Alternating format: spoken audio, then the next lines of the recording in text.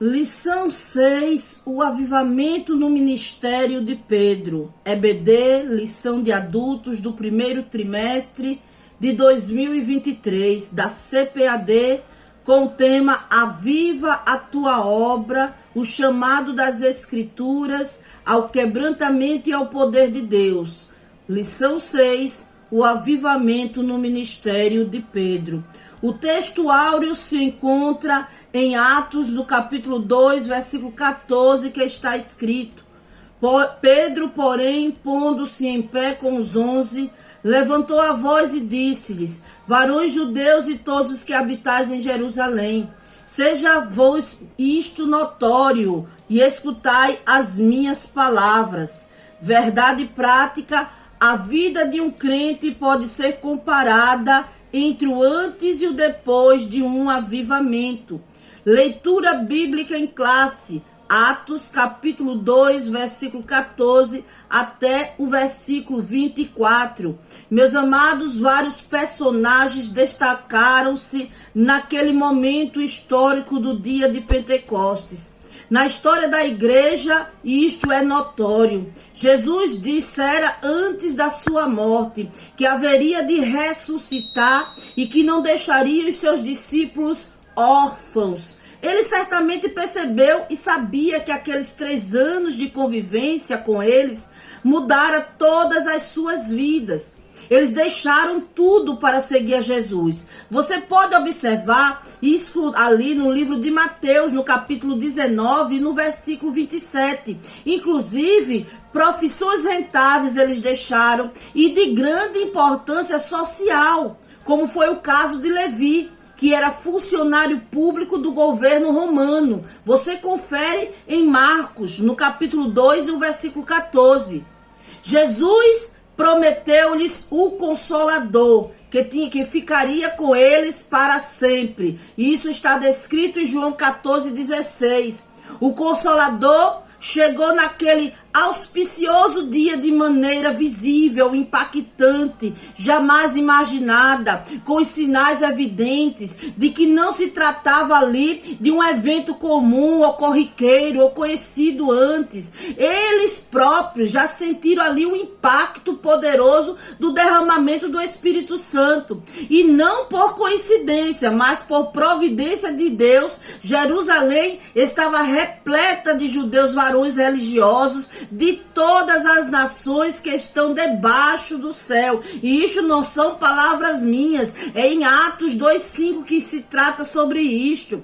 Além, que é claro, dos residentes em Jerusalém, que havia ali visitantes de diversos lugares, de peregrinos, de viajantes, forasteiros romanos, tanto judeus como prosélitos, que para lá eles tinham ido para comemorar a festa do Pentecostes, que é a segunda mais importante dos judeus, depois, é claro, da Páscoa. Mas vamos ao estudo. Pedro, antes do Pentecostes, como é que ele era? Antes desse avivamento, para a gente entender o avivamento na vida de Pedro, precisamos entender quem era Pedro, não é? Quem era ele antes deste avivamento. Antes do avivamento, Pedro estava ali entre os primeiros discípulos de Jesus, chamado, convocado pelo mestre. Pedro tinha sido um pescador frustrado. Nós observamos nos evangelhos isto. Pedro teve um chamado pelo mestre Jesus e também ele teve também ali 2 atitudes que chamam muito a atenção. Porque depois de completar o nome dos 12 discípulos, Jesus levou eles para proclamar o seu evangelho em diversos lugares e operou muitos milagres à vista de todos e principalmente dos discípulos. E claro, Pedro estava ali envolvido naquela obra. Um dia, Jesus quis ouvir os seus discípulos sobre como as pessoas identificavam ele. Após ouvir deles o que as pessoas diziam ao seu respeito, ele se perguntou, ele indagou, ele perguntou a opinião dos discípulos. O que acompanhavam ele já há algum tempo, mais de perto, que conhecia ele, que estava convivendo com ele. A atitude ali foi elogiada por Jesus, quando o mestre fez aquela pergunta, quando ele pediu aquela opinião, e os dos discípulos, e Pedro, de temperamento sanguíneo, provavelmente respondeu de prontidão, dizendo que ele percebera, o que ele tinha percebido sobre Jesus. Pedro, a gente imagina que ele certamente se sentiu muito gratificado e lisonjeado com a resposta de Jesus ao seu respeito diante dos outros discípulos. Ele teve uma atitude reprovada também no seu histórico de vida, antes de ter esse grande avivamento na sua vida. Teve uma atitude reprovada por Jesus, descrita em Mateus capítulo 16, versículo 20 ao 23. E deve ter sido com certeza um choque muito emocional para Pedro, porque depois de ter a revelação direta da parte de Deus acerca da identidade espiritual de Jesus, se sentiu ali com certeza desconfortável, sem dúvida, ao ouvir agora a reprovação de Jesus, considerando ele usado até por Satanás. Mas Pedro quis agradar Jesus como homem, sendo portador de alguns argumentos que tinham lógica, mas não sentido nem oportunidade diante de que Jesus já tinha falado sobre a sua missão, que só seria consumada após a sua morte na cruz, mas que ele seria vencedor, ressuscitando ao terceiro dia. Então Pedro chega e diz: não, Senhor, jamais, o Senhor não vai morrer, não. Aleluia. De maneira que Jesus se volta para ele e diz: para trás de mim, Satanás. Não deve ter sido fácil para o Pedro, antes do avivamento, ter ouvido isso. Mas ali também nós vemos, observando outro episódio interessante na vida de Pedro, foi ali no Monte da Transfiguração, quando Jesus não desprezou Pedro por causa da opinião equivocada que ele tinha dado quanto à necessidade de sofrer nas mãos dos líderes religiosos em Jerusalém, indo ao monte então ali para orar, onde ele experimentaria a transfiguração. Jesus não levou os 12 discípulos, mas convidou apenas 3, Pedro, Tiago e João. Olha Pedro na história, para aquele momento que seria ali crucial, que seria ali um momento histórico, singular na história de Cristo. Você confere em Mateus capítulo 17, versículo do 1 ao 5. Jesus ouve mais ali uma opinião de Pedro. Veja que em Mateus 17, versículo 25 a 27, do que se trata e como se fala. Pedro ali obedeceu a determinação de Jesus e foi ao mar. E ao pescar o primeiro peixe, lá estava a moeda de prata que ele entregou em nome de Jesus aos cobradores de impostos. Jesus operando milagres. É claro, ali na presença dos discípulos e Pedro naquela situação. Mas mesmo vendo todos esses milagres que Jesus estava realizando, Pedro, no momento crucial, quando Jesus está indo ali para a cruz do Calvário, quando ele está passando ali pelas mãos dos seus algozes, Pedro, nós vemos que ele negou a Jesus 3 vezes. O homem sem o avivamento, Pedro, negou a Jesus 3 vezes. Pedro promete, quando ouve falar sobre isso, que jamais negaria Jesus. Você vê em Mateus capítulo 26, versículo 32 ao 35. Mas ele, na realidade, desprezou a palavra de Deus, citada em Zacarias 13, versículo 7. Ele não foi vigilante, Pedro, na oração. No Getsêmani, ao invés de orar junto com seus amigos, ele dormiu. O Pedro foi marcado ali, antes do avivamento, com fracassos. Não foi um homem vitorioso na vida espiritual. Estava seguindo o mestre, era chamado pelo mestre Jesus, estava sendo conduzido para uma grande obra, mas ainda não tinha recebido um poderoso avivamento na sua vida. E, claro, consequentemente, mesmo entendendo tudo aquilo, mesmo entendendo a responsabilidade e o seu chamado, mesmo renunciando a tudo para seguir ao mestre, ainda não estava devidamente revestido com o poder do alto, ou seja, com o poderoso avivamento para poder dar continuidade, dar seguimento, ter o revestimento para os levantes que a obra verdadeiramente vai se levantar e necessita que você esteja bem aparamentado espiritualmente. Então nós vemos que Pedro, ele passou por alguns fracassos. Pedro, ele negou a Jesus primeira vez, negou a Jesus segunda vez, negou a Jesus terceira vez, como está em Mateus capítulo 26, versículo 41. Pedro, apesar disso tudo, teve ali uma restauração. Ainda não era um avivamento, mas Jesus já estava trabalhando em Pedro. Deus está trabalhando, meu irmão, minha irmã, na sua vida.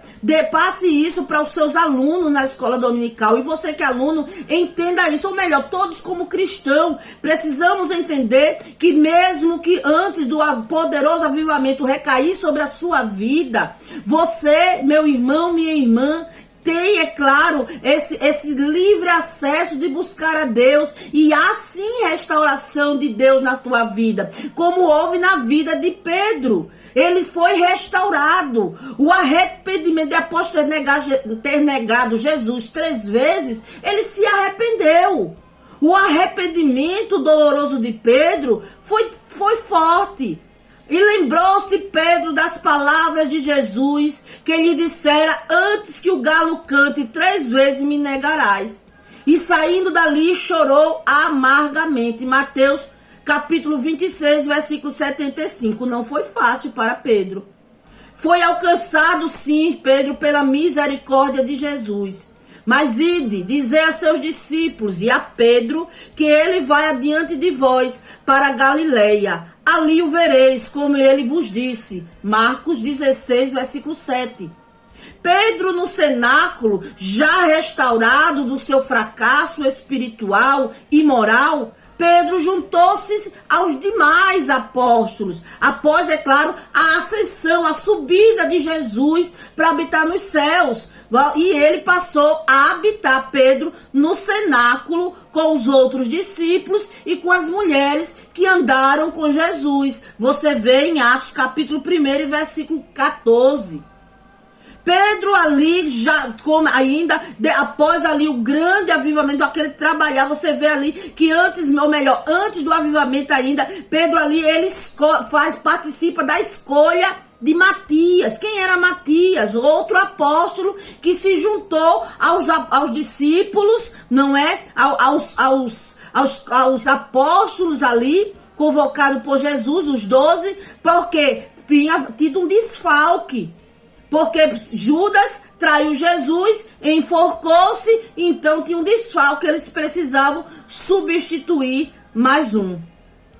Além dos 11 apóstolos, reuniram-se cerca de 120 irmãos no cenáculo, aguardando a promessa do Espírito Santo, como prova de que Pedro tinha espírito de liderança. Ele sentiu ali a direção de Deus para conclamar os outros para escolher um substituto para Judas Iscariotes, que tinha traído Jesus e suicidou-se.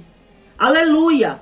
Pedro, depois do Pentecostes, foi outro homem.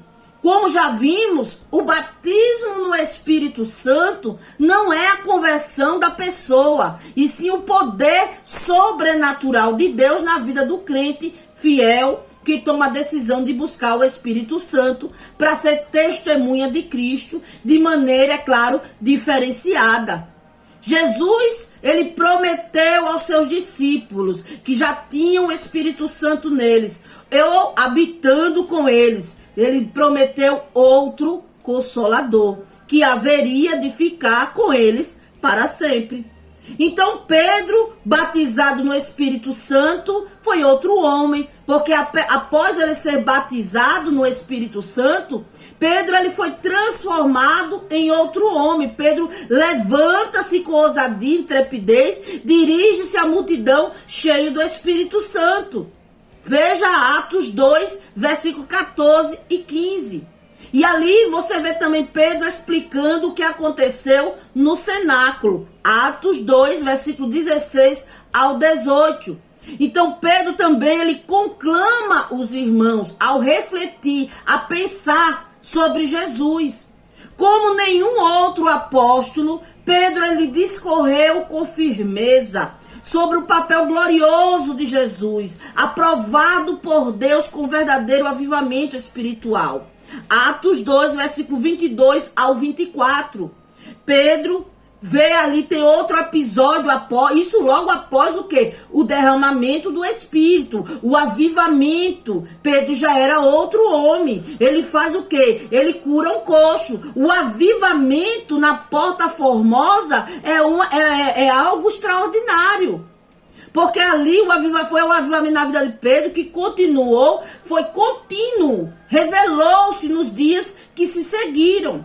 Quando ele foi ao templo junto ao João, na Porta Formosa, encontra um coxo, é aquele clássico que a gente já conhece da palavra, no qual ele olha para o coxo e diz: não tenho prata, não tenho ouro, mas o que tenho isto eu te dou. Em nome de Jesus, levanta e anda. Atos 3, versículo 4 ao 9. Pedro, ele mostra sua fé em uma ação de mais uma vez, depois de ser batizado no Espírito Santo, no Pentecostes. Pedro, ele se destaca como um grande pregador, cheio da unção, cheio do poder de Deus. Se antes ele tinha vergonha, agora a vergonha se foi com a unção de Deus. Agora ele tinha ousadia. Atos 2, versículo 10 e 11. Pedro, então, declara como ter a salvação. Pedro é avivado em outras ocasiões, não só nessa. Você vê descrito pelas páginas do livro de Atos. Perante o Sinédrio, em Atos 4, versículo 8, parte B, até o versículo 12. Foi ali também, naquela unção ali, naquela ousadia, falando sobre Ananias e Safira, em Atos 5, versículo 15, versículo 16. E teve vários lugares onde houve um grande trabalhar de Deus através da vida de Pedro, para ir mostrar e revelar o seu poder. Em Atos 9, versículo 34 e 35, Atos 9, capítulo 9, versículo 40 ao 42, onde houve avivamentos espirituais extraordinários naquela cidade. Então a igreja atual, a gente observa pelo livro de Atos, o início da igreja, como a igreja começou, que hoje as nossas igrejas atuais necessita, carece do Pentecostes. Nos tempos presentes, torna-se imperativa a busca pelo poder do Espírito Santo no meio das igrejas cristãs. Há uma tendência à acomodação hoje em dia. Há uma tendência à indiferença, à infiltração das coisas do mundo no meio das comunidades dos servos do Senhor. Por isso, é indispensável a busca pelo Pentecostes, mesmo nesse tempo pós-moderno. A igreja atual necessita verdadeiramente dessa unção, desse revestimento de poder. Veja que a igreja primitiva, ela precisava do poder do alto, dessa válvula propulsora para dar início à igreja. Israel era um povo que tinha tomado conhecimento de que o Senhor Deus fez nos antigos tempos, na antiga aliança, dos milagres, dos prodígios operados desde a libertação do Egito e do que ele fez durante os anos em que o povo passou no deserto abrasador. Na memória coletiva do povo havia esses registros. Então depois, com a vinda de Jesus Cristo ao mundo, todos tomavam conhecimento dos seus sinais, dos seus milagres, dos seus prodígios, operados por onde eles fossem, por ruas, vielas, nas sinagogas, no templo, nas vilas, na beira do mar da Galileia, em qualquer onde, por onde Jesus passava.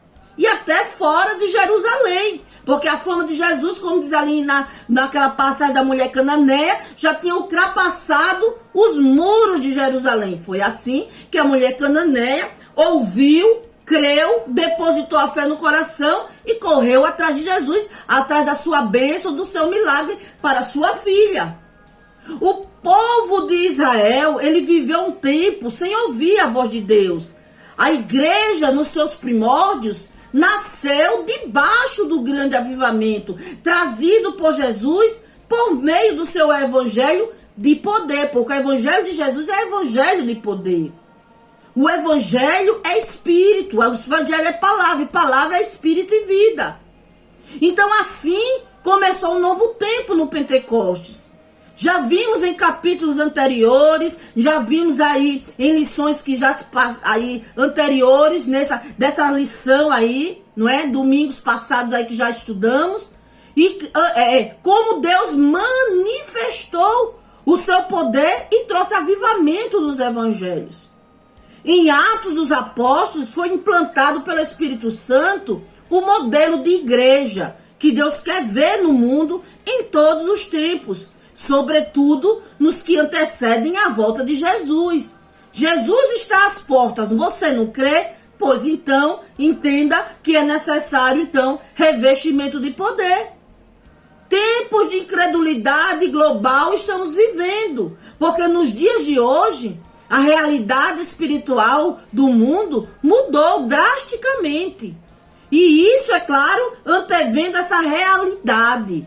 Quando Jesus mesmo viu isso, ele disse aos seus discípulos: digo-vos que depressa lhes fará justiça. Quando, porém, vier o Filho do Homem, porventura achará fé na terra? Lucas 18, versículo 8. A pergunta de Jesus traz consigo uma afirmação real. Quando ele voltar para buscar a sua igreja, será num tempo em que haverá acentuada a falta de fé em todo mundo. Num tempo assim, é enorme a necessidade de um grande avivamento. Pelas páginas da Bíblia, só poderá haver um tempo de avivamento se os seguidores de Jesus buscarem o derramamento do Espírito Santo, como foi no dia de Pentecostes. Temos que ter tempo de multiplicação, porque de bênção, de milagres, de sinais. Porque o que estamos vivendo são tempos de multiplicação de iniquidade. No seu sermão profético sobre os fins dos tempos, Jesus alertou os seus discípulos para diversas características desse tempo. Além, é claro, de prever a falta de fé no mundo. Jesus mostrou outras características que marcarão os dias finais da ordem mundial das coisas. Haverá falsos cristos, guerras, rumores de guerras, fomes, pestes, terremotos em vários lugares. Será uma época catastrófica em termos de eventos escatológicos. E Jesus, ele previu a morte de discípulos seus com ódio por causa do seu nome. No meio desse tempo tenebroso e catastrófico, Jesus disse: e por se multiplicar a iniquidade, o amor de muitos se esfriará. Mas aquele que perseverar até o fim será salvo. E este evangelho do reino será pregado em todo o mundo, em testemunho a todas as gentes. E então virá o fim. Mateus capítulo 24, versículo 12 ao 14. Ao mesmo tempo que se multiplicar a iniquidade, as pessoas perderão o amor umas pelas outras e até mesmo pelo próprio Deus. Jesus, então, ele previu um sinal altamente positivo, que foi a pregação do evangelho em todo o mundo. Os que escaparão da situação caótica no mundo serão fiéis ao Senhor e que perseverarem até o fim. Tempos trabalhosos é o que o Senhor falou. O apóstolo Paulo, Paulo alertou muito sobre isso, né? O apóstolo Paulo, ele recebeu pelo Espírito Santo a revelação profética das características dos últimos tempos que antecedem a vinda de Jesus. Naquele tempo, crentes e igrejas que não tiveram a presença, o poder e a unção do Espírito Santo não suportarão a realidade espiritual do mundo, que será dominado por tremenda corrupção.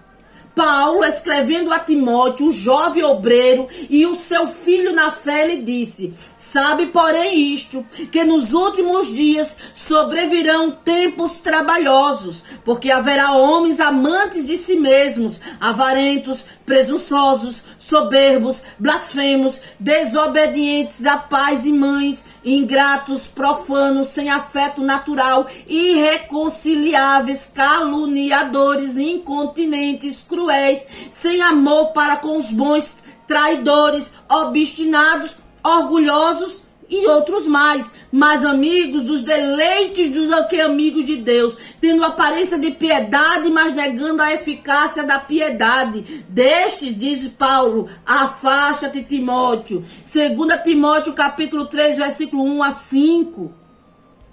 A igreja do Senhor Jesus, que vai ser arrebatada, a igreja dos tempos que antecedem a vinda de Jesus para o arrebatamento, será a formada pelos crentes salvos e lavados no sangue de Jesus, e que estiveram avivados na unção do Espírito Santo, em obediência e santificação.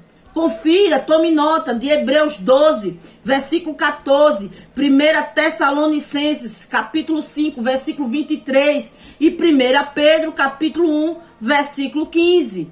Será a igreja dos crentes que são comparados às 5 virgens prudentes da palavra das parábolas das 10 virgens, que foi proferida por Jesus.